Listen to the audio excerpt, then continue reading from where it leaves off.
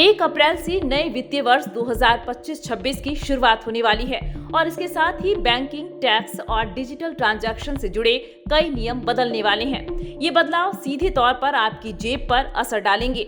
ATM से पैसे निकालना, UPI transaction, credit card rewards, बचत खाते के नियम और टैक्स संबंधी बदलाव, ये सभी कुछ नया लेकर आ रहे हैं। तो आइए जानते हैं इन अहम बदलावों के बारे में जो 1 अप्रैल से लागू हो जाएंगे। अगर आप बार बार एटीएम से पैसे निकालते हैं तो अब थोड़ा सतर्क हो जाइए। आरबीआई के नए नियमों के मुताबिक अब आप दूसरे बैंक के एटीएम से सिर्फ 3 बार मुफ्त में पैसे निकाल सकेंगे। इसके बाद हर बार 20 से 25 रुपए तक का अतिरिक्त शुल्क देना होगा, यानी कैश निकालने से पहले 2 बार सोच लीजिए। अगर आपके सेविंग अकाउंट में न्यूनतम बैलेंस नहीं रहेगा तो बैंक आप पर जुर्माना लगा सकता है। हर बैंक की मिनिमम बैलेंस लिमिट अलग अलग होगी, इसलिए अपने बैंक की नई पॉलिसी को जरूर चेक करें। अब अगर आप 50,000 या उससे अधिक का चेक जारी कर रहे हैं तो पहले बैंक को इसकी जानकारी देना जरूरी होगा।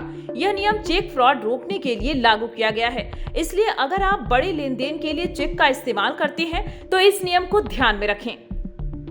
अब बैंकिंग सेक्टर में सुरक्षा और सुविधाओं को बढ़ाने के लिए एआई यानी आर्टिफिशियल इंटेलिजेंस का ज्यादा इस्तेमाल किया जाएगा।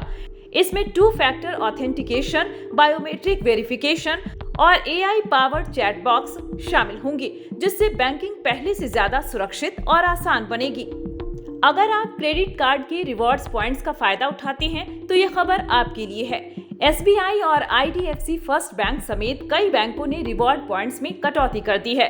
अब स्विगी, विस्तारा, क्लब जैसी सेवाओं पर कम रिवॉर्ड्स मिलेंगे। इसलिए अगर आप क्रेडिट कार्ड पर मिलने वाले फायदे देखते हैं तो अब आपकी रणनीति बदल सकती है। अगर आपने कई महीनों से अपना यूपीआई अकाउंट इस्तेमाल नहीं किया है तो बैंक इसे बंद कर सकता है। इससे आपका यूपीआई ट्रांजैक्शन प्रभावित हो सकता है। इसलिए यूपीआई का समय समय पर इस्तेमाल करें, वरना आपको दोबारा अकाउंट एक्टिवेट करवाने में परेशानी हो सकती है। अब से नया टैक्स सिस्टम ऑटोमेटिक डिफॉल्ट रहेगा, यानी अगर आप पुराने टैक्स सिस्टम के तहत 80C छूट लेना चाहते हैं तो इसे अलग से चुनना होगा, नहीं तो आपको नई टैक्स व्यवस्था के अनुसार ही टैक्स देना होगा। अगर आपका पैन और आधार लिंक नहीं है तो डिविडेंड और कैपिटल गेन पर टीडीएस ज्यादा कटेगा। इतना ही नहीं, टैक्स रिफंड में भी देरी होगी, इसलिए जल्द से जल्द पैन और आधार को लिंक करवा लें। अगर आप शेयर मार्केट या म्यूचुअल फंड्स में निवेश करते हैं तो यह नियम आपके लिए बेहद जरूरी है।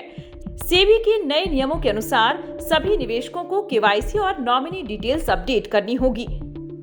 अगर ऐसा नहीं किया गया तो डीमेट अकाउंट फ्रीज हो सकता है। तो दोस्तों, ये सभी बदलाव 1 अप्रैल 2025 से लागू होने जा रहे हैं। इनका सीधा असर आपकी जेब और आपके वित्तीय लेन देन पर पड़ेगा। इसलिए समय रहते इन नियमों को समझें और अपने फाइनेंशियल प्लान को अपडेट करें।